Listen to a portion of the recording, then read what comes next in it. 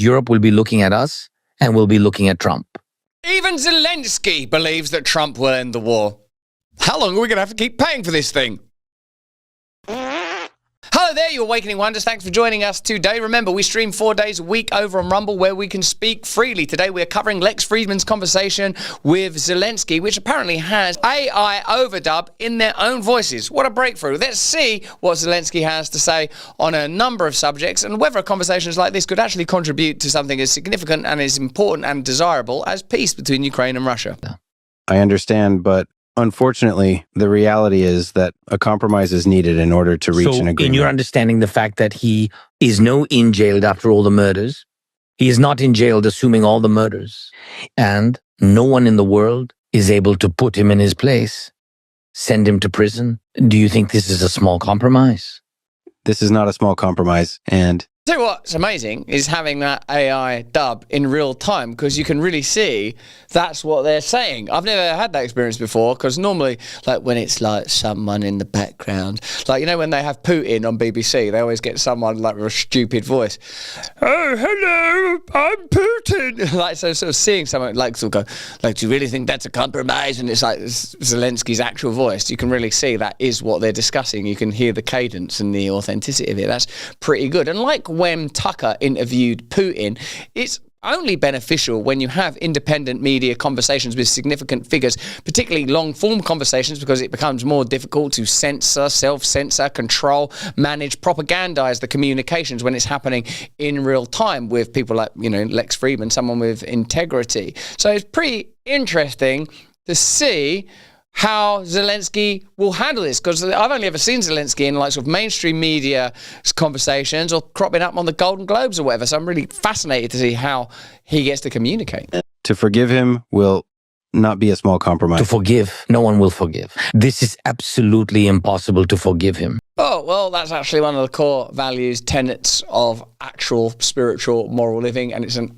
incontrovertible necessity for all of us. And if Christ on the cross says, forgive them, they know not what they do, then Vladimir Putin is not in excess of the murder of the Son of God. In fact, all of us have been given that example precisely so that we know that you forgive not because it's some offering that we present to the person that's the recipient of the forgiveness, but in order to establish a frequency through which we can all change, grow and evolve. Forgiveness will be necessary. That doesn't mean that there won't be justice. That doesn't mean that Vladimir Putin isn't a bad person. That doesn't mean that Vladimir Putin oughtn't be a war criminal, although people can't pursue him as a war criminal because it would be, because to do so you would have to acknowledge that the US have been involved in comparable invasions themselves, and that's one of the reasons why the international courts can't get an endorsement to pursue that with Vladimir Putin. And also it shows you that there can be no hope of peace and realistic change unless we have an ideology that is fostered by and born of something true and powerful. We cannot get into the head and soul of a person who lost their family. Nobody never will accept this.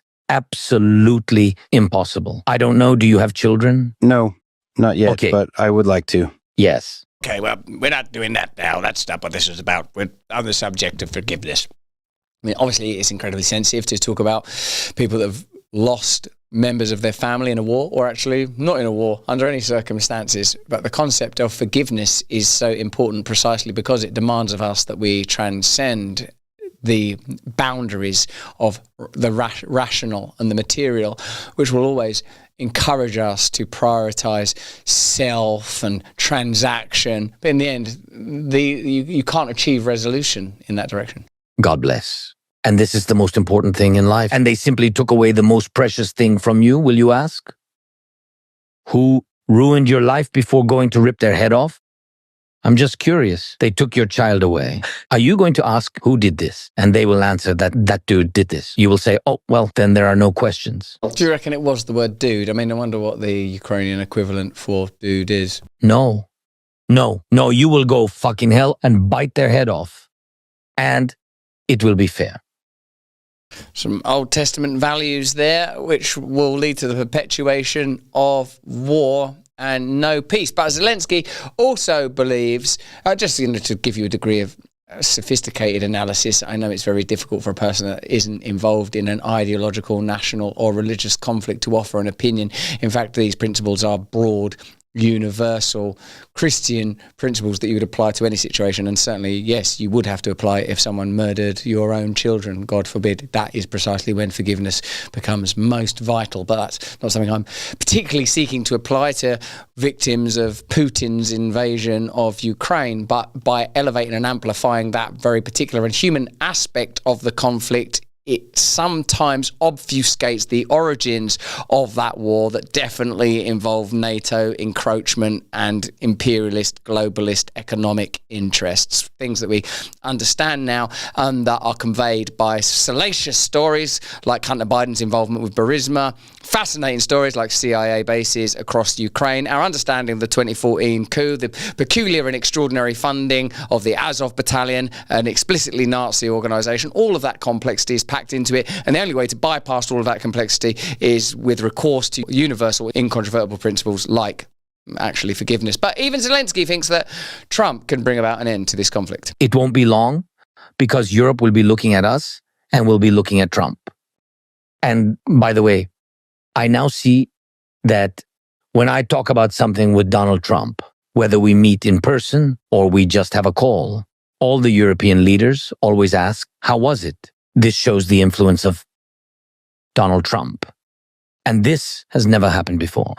With an American president, I tell you from my experience, this also gives you confidence, that he can stop this war. Well, what have we been watching on the TV then for the last 5 years? If even Zelensky, who was one of the key benefactors of the Biden-Harris arrangement, says that Trump is more likely to bring about peace. We were told Hitler, Nazi, warmonger, apocalypse. And in fact, as is often the case with legacy media and institutions of global deception, the opposite was true. What an important piece of journalism undertaken there by Lex Friedman. Just watching a small extract of it, I feel a little bit brighter and better informed. It shows the significance, doesn't it, of independent media and the importance of conversations like this: integrity, authenticity, and transparency. Something that doesn't seem to be redeemable or on offer through mainstream media sources. But that's just what I think. Why don't you let me know what you think in the comments and chat? Remember, we are on Rumble 4 days a week. You can catch us there. And if you get Rumble Premium, you get access to all sorts of things. More important than any of that, though, if you can, please stay free.